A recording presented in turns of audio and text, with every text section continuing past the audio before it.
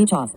Hi guys, welcome back to my channel. So I'm here to do my first November reading update. It is November 10th, and I've read a lot of books. If you can believe it, I'm almost done with the prompts for historuthon. I mean, I'm going to keep going because I love historical fiction, but I'm on a roll here, and we got to get this done. I'm not going to go over what book is for each prompt. I'm going to do that in my final wrap-up, but we'll just kind of go with this. So the first book I read is The Twins on the Train by Suzanne Goldring. I heard about this one from Chloe from Always Booked. I gave this one 5 stars, but it was not what I expected. It's about 2 women. We have Rosa, and she has a 7-year-old daughter and twins. She just gave birth to twins, although we see kind of her life up until she gives birth to the twins. And her husband gets, well, I guess taken, captured, taken to a labor camp or whatever. And she's alone with these 3 kids. So she basically puts the twins onto a train carrying children to safety. And, yeah. They're going to England. The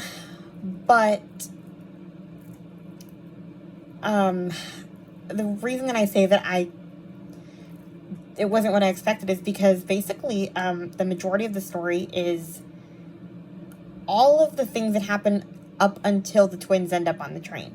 I thought it was going to be like this long story of like the train trip and having to hide the twins, but really the twins are like barely anything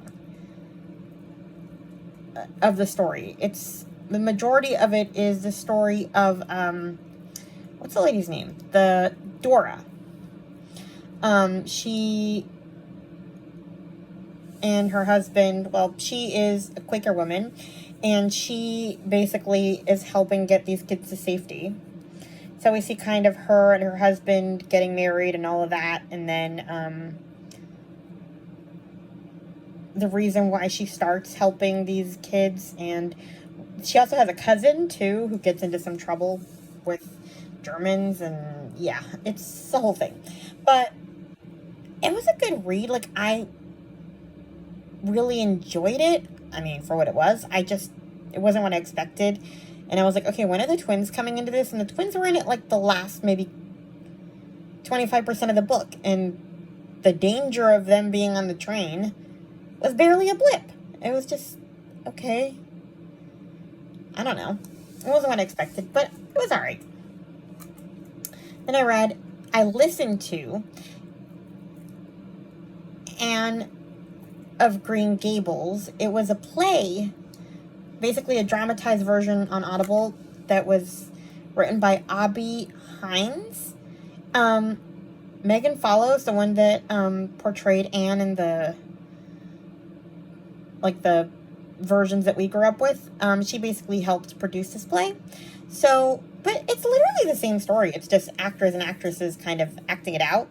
And we have all the sound effects and stuff. So, yeah, it was fun.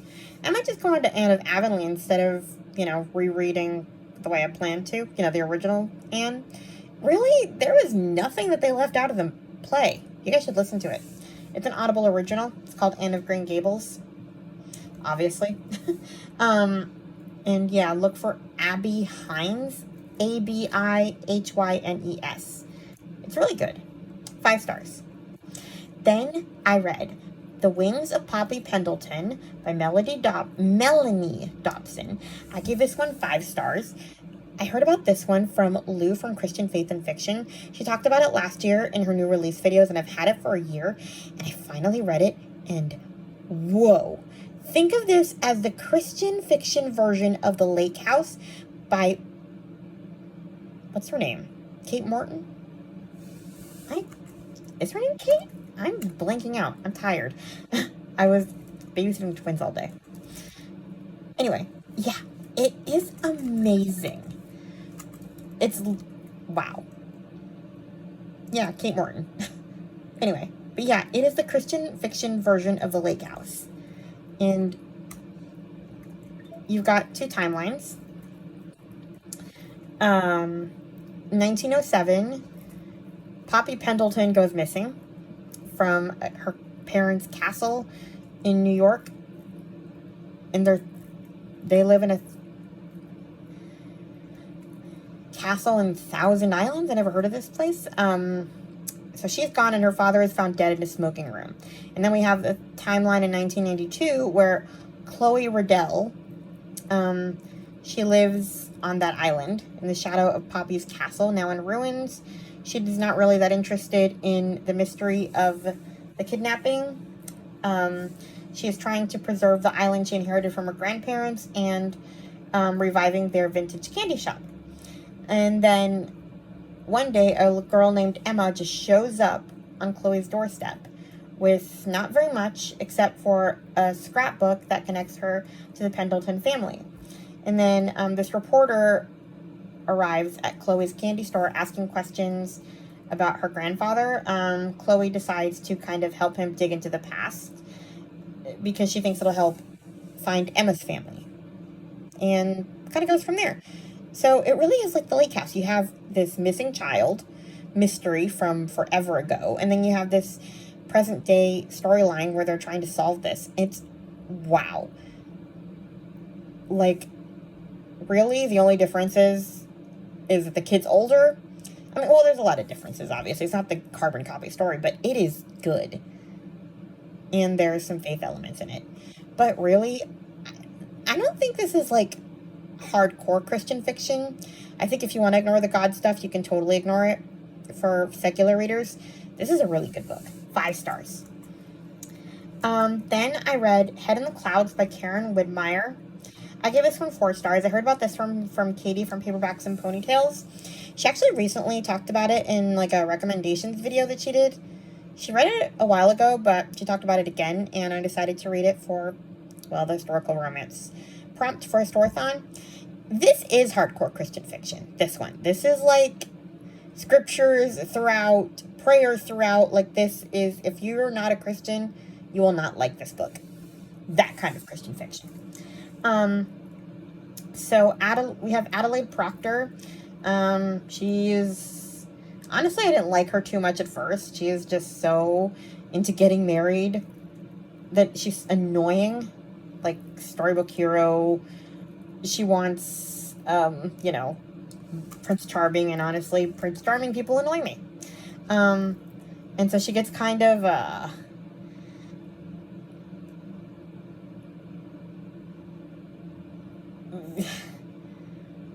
she accidentally flirts with a married man, and she is, embarrassed, but she finds a job as a governess on a sheep ranch, for Gideon Westcott. She has to tutor his 5-year-old daughter, recently adopted daughter. He was actually on his way from England when he met this family. The mother died and asked him to take care of her kid. I loved him so much. Like, and I don't like a lot of romances, but this one, I loved him. And especially, like, his relationship with that little girl, Bella. He calls her Bella mine. It's so sweet. Like, Morgan from Morgan's Endless Bookshelves says, I just watched her recent wrap-up, and she's like, she says that one of her favorite romance tropes is a single father, especially with a little girl. So, yeah, if you like that, you should read this book. I mean, it is, I love him. Honestly, give me a guy with a British accent and an adopted kid, and he's not an arrogant snob. I love him. And I am not one to gush over a romance, but yeah. So there's a bad guy too. We have Bella's uncle. Oh yeah, and Bella doesn't talk. So, like, there's that aspect of it from some trauma. And like I said, we have her uncle who's trying to take her away because she's going to inherit a lot of money, and he wants it, and he's terrible. So there is definitely bad things that happen in this book, including an almost assault too. So yeah, kind of go in with some caution. Really, the only reason I gave it 4 stars is because Adelaide was a little annoying in the beginning. But I still enjoyed the book a lot, especially, like, Bella was so sweet. And the way he called her Bella Mine, I just loved it. Anyway, now on to some middle grade. I read a few more Babysitter's Club. I read Mallory on Strike, Babysitter's Club number 48. I gave it 3 stars. I mean, number 47, actually. 3 stars. Mallory is upset because her parents are using her as a baby, like a free babysitter just because they can. I'm on her side. Stop using, I mean, if you decided to have 8 kids, you take care of your 8 kids. You know, like, if you can't do it, don't have 8 kids.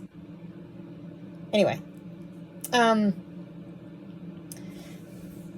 Ravenclaw Reads is a little ahead of me now in the BSC read-through. But yeah, this book, I liked it. Like, I felt for Mallory, but the problem was, for me, like, I thought that Mallory would go on strike at the beginning. And she goes on strike for, like, 1 day, and by the end of it, she's like, I miss my siblings. And it's like, no, you don't. No, you don't. Nobody does miss, like, I wanted her to go on strike for, like, a month and then start missing them. Like, it was just too fast. The resolution was too fast. So, but I still felt for her, like, at the beginning of the book when she was struggling. So, I give it 3 stars for that, because I did get some emotion, but I wanted her to take the strike a little farther. Then I read Jessie's Wish, Babysitter's Club number 48. I gave it some 5 stars, merely because it made me cry. Jessie volunteers at her little sister Becca's kids club. Basically, the whole BSC actually volunteers. And she meets a little girl named Danielle with leukemia. And they kind of learn all about that. And honestly, the book kind of ends on a sad note. She doesn't die. I'll say that. I don't know if she does in future books, but, like, it just ends on a sad note because, well, it's a sad note for a BSC book, because usually things resolve pretty well and are tied neatly in a bow, but this one kind of ends with them kind of realizing that leukemia sucks, and she ends up back in the hospital at the end. For Tess, but still, like, it's not a very happy ending. But this one was written pretty well. I think they, represented leukemia children decently well in that book. So yeah, made me cry a little bit. I have a nephew who had leukemia as a kid. Actually, it was about Danielle's age. He was 10. Been in remission for over 10 years, so it worked out, but it was scary at the time. Then I read a book for nonfiction November, The Third Gilmore Girl by Kelly Bishop. I give it 4 stars. Honestly, I gave it 4 stars because I was a little bored. All I was really interested in was the Gilmore Girls stuff. I didn't really care that much about her Broadway life. I've never really been that into show business stuff. I don't know any actors or anything like that. I never paid attention to it, so a lot of it was pretty meaningless. So I kind of skimmed through it, but her early life was interesting, so 4 stars. It was fine. Then I read River Sing Me Home by Eleanor Shearer. Heard about this one from Krista from Books and Jams, and then Katie from Paperbacks and Ponytails also read it. So this is about, what's her name?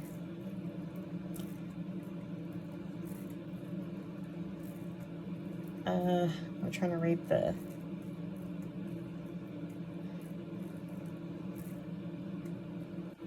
Rachel.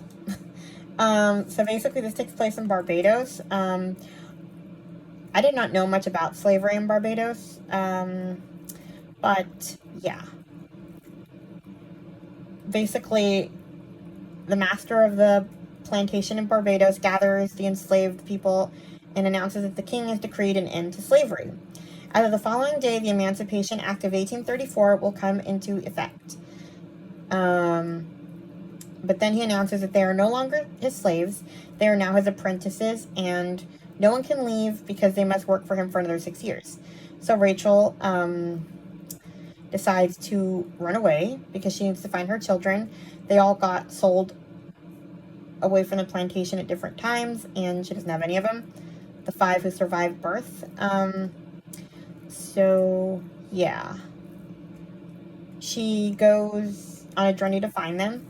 The grueling, dangerous journey takes her from Barbados, then by river, deep into the forest of British Guiana, and finally across the sea to Trinidad. She is driven on by the certainty that a mother cannot be truly free without knowing what has become of her children, even if the answer is more than she can bear. These are the stories of Mary Grace, Micah, Thomas Augustus, Cherry Jane, and Mercy. I kind of love that sentence because it gives all their names. But yeah, this story really I ended up using this one for the strong sense of place prompt. I was going to use it for the historical period I didn't know much about, but this one ended up being a really good book for the strong sense of place prompt because, I mean, she was traveling the whole time, so you hear a lot of descriptions about the scenery and stuff, and she kind of gets her sort of found family as she goes along, and she does find out what happens to each one of her children, and there's different outcomes for each one. Some of them sadder than others, some of them are really joyous. It's all a kind of a mixed bag. So you laugh, you cry, it's a whole gamut of emotions in this book. So yeah. Then I read The Grey Wolf, Armand Gamache, number 19 by Louise Penny. I gave this one 5 stars. Can't talk about it. It's her newest release. So yeah, I read that. Then I read Claudia and the Genius of Elm Street, Babysitter's Club, number 49. Gave this one 3 stars. Claudia babysits for a literal genius named Rosie. And Claudia is not very good in school, so she feels insecure by a 7-year-old being smarter than her. And yeah, I mean, it was okay. Nothing to talk about much. Then I read Nightbird Calling by Kathy Gulke. I gave this one 4 stars. I heard about this one. I think it was from Anne from In Search of Wonder read it. This one was interesting. Liliana Swope is her main character. Her mother dies, and Liliana flees her abusive husband for the home of her only living relative in the foothills of No Creek, North Carolina. Her aunt Hyacinth Belvedere. She's very sweet older lady, and she welcomes her into the home, and they turn her home into a library where everybody can borrow books, no matter the color of their skin, and the KKK ain't too happy about it. So, yeah,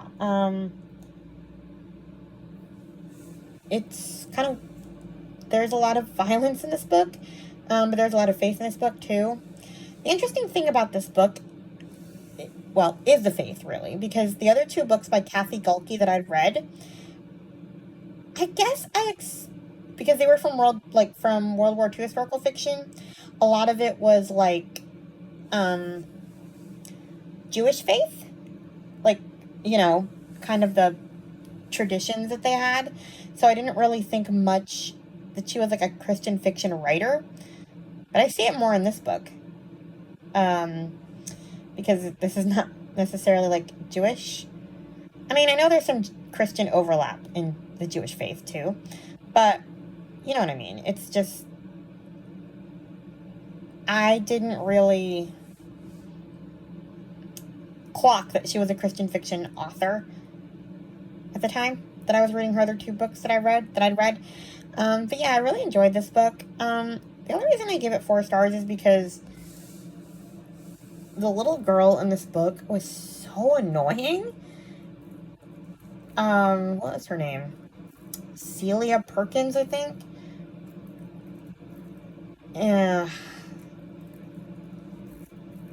Celia Percy, not Perkins. She was honestly, like, I love most kids in books and I defend them to the death, but this kid was annoying and just kept getting herself into trouble and, like, poking her nose into other people's business, and it was just, you know, the funny thing is, though, she's a lot like me because I am one of those people that eavesdrops on other people's conversations, same as she does. But the difference is that I know how to shut up so I can get the answers I actually want. I always tell I always want to tell an eavesdropper who asked too many questions, if you just stopped talking, you'd have probably gotten the answer to your question a long time ago. But you talked, and now the adults know you're paying attention.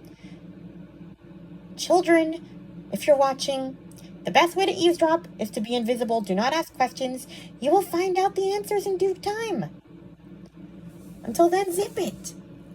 So yeah, I don't know. She was just so annoying, and like, she put herself in danger a lot when she didn't have to, and just, I don't know. There's a sequel to this one called 100 Crickets Singing, which is about her. I'm hoping she's a little less annoying than that one. I'm going to read it anyway because this one has 2 timelines, and I'm interested in the sequel. So yeah, I'm still going to read it, but we'll see. I kind of want to stick with this world since there's a sequel, and I want to know kind of what happens with Liliana, too. Then I read a short story by Maggie Hartley that just came out, A Sister for Christmas. Maggie Hartley is a foster carer, so she writes kind of the accounts of the children she fosters.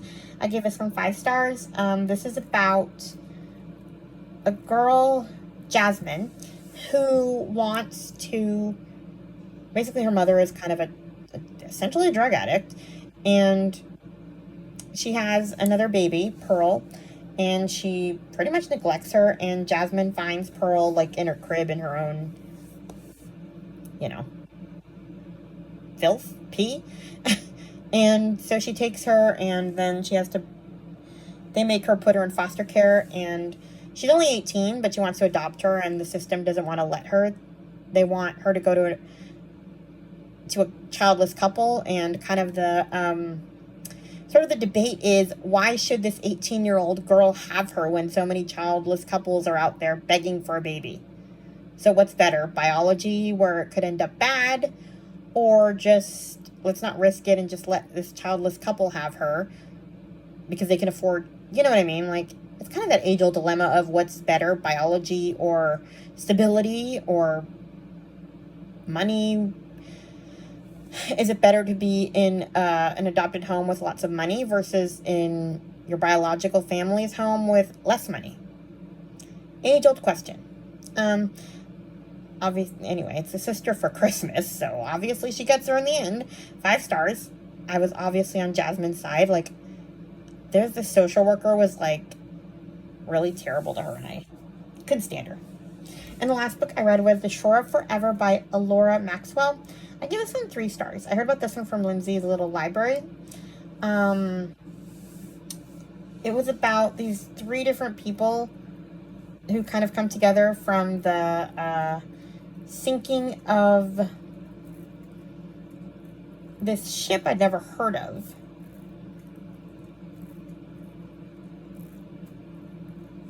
It sank on July 25th, 1956. It was called of the SS Andrea Dora.